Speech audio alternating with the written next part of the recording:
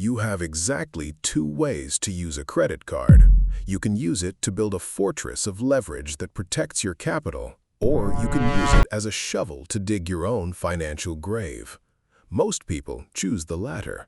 They start with a card because they want the points, the status, or simply because they cannot afford what they are buying. They look at a credit limit as an extension of their income. It is not. By the end of this, you will know exactly how to master the game of credit cards for beginners without falling into the debt traps that keep 70% of Americans living paycheck to paycheck. But here's the part nobody tells you. Society pushes a narrative that debt is evil. It is a simplistic, childlike view designed to keep you afraid of the very tools that the wealthy use to dominate.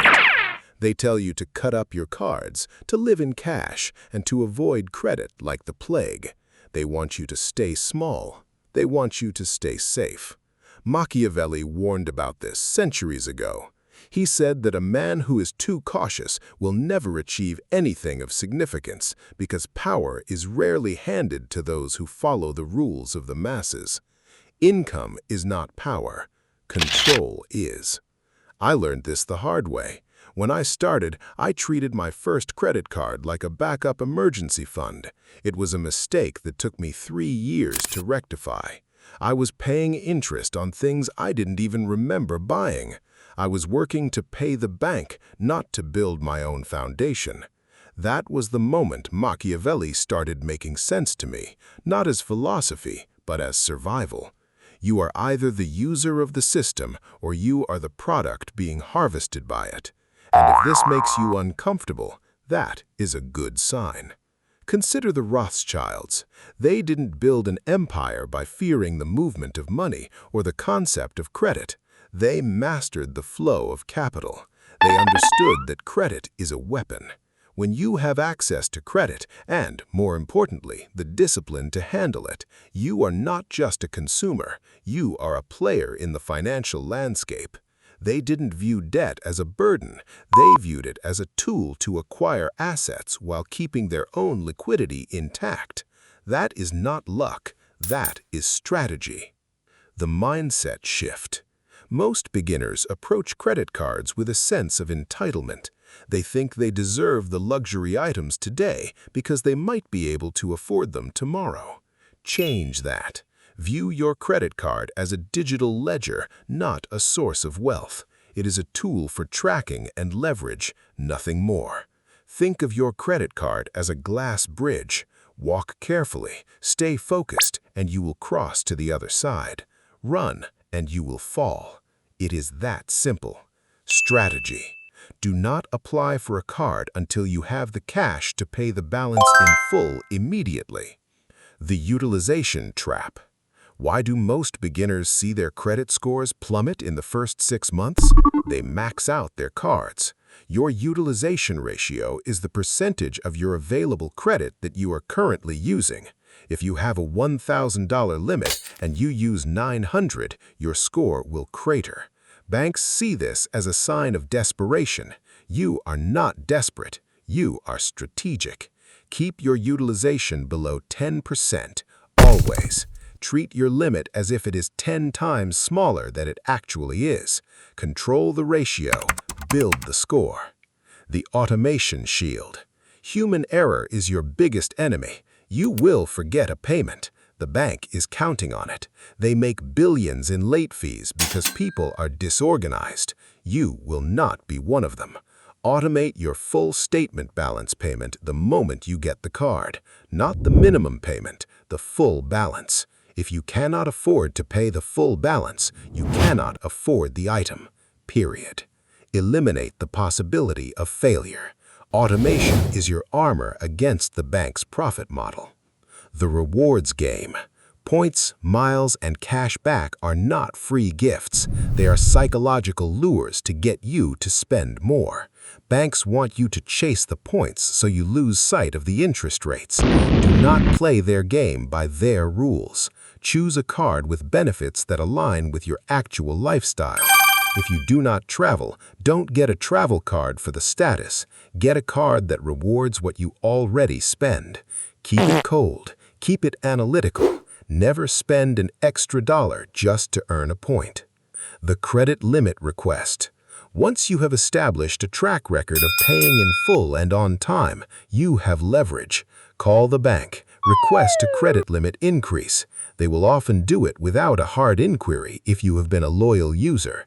This increases your total available credit, which automatically lowers your utilization ratio. It's a simple move that yields a massive boost to your score. The bank trusts you more. You have more power. Use it to your advantage. The security protocol. Credit cards are superior to debit cards for security. When you use a debit card, your money is gone immediately if there is fraud. You have to fight the bank to get it back. With a credit card, you're spending the bank's money. If there is a fraudulent charge, it is their problem, not yours. Use your credit card for every single transaction, but keep your debit card locked away in a safe. This is not just security. This is insulation from the chaos of the financial system. The long game. Credit history is about time. You cannot rush it. Open your first card and keep it open.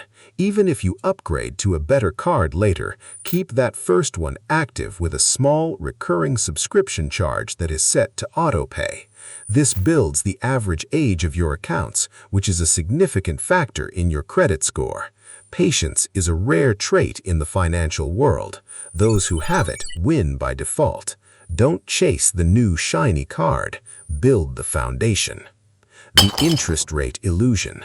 Most beginners obsess over the annual percentage rate, or APR. They think if they get a card with a lower rate, they are safer. This is a distraction. If you are playing this game correctly, your interest rate is 0% because you never carry a balance. If you're worried about the cost of borrowing, you're already planning to fail. Do not worry about the cost of borrowing.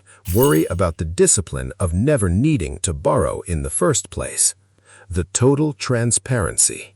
Keep a spreadsheet. Track every single charge. Review it once a week. Most people are surprised by how much they spend on trivialities. You will not be surprised. You will know exactly where every dollar goes. When you measure your spending, you control it. When you control your spending, you build wealth. It is a boring, repetitive task. That's exactly why most people don't do it. That's exactly why you will.